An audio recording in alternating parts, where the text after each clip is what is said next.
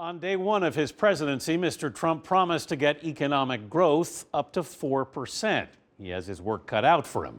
The government reported today that in the first 3 months of this year, the economy grew at an annual rate of just 0.7%, a sharp slowdown from the fourth quarter of last year.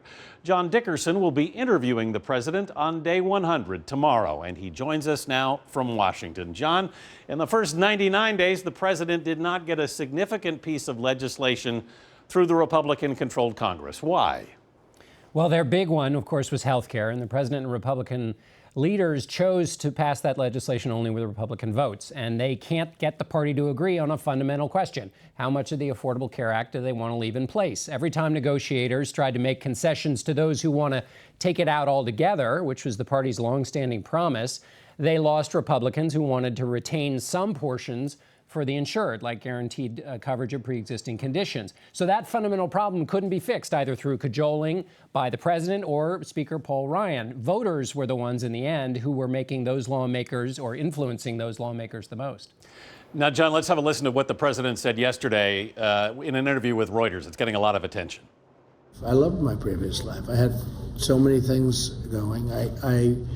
I actually, this is more work than in my previous life. I thought it would be easier.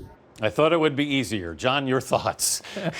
Well, all presidents feel the constraints of the office, and they find it more difficult than they expected. I mean, they're stymied by the bureaucracy, the Congress, the courts. It's supposed to be such a powerful job, and President Trump has faced all of that. And there's, of course, the fast pace of incoming events, which can make it feel out of control.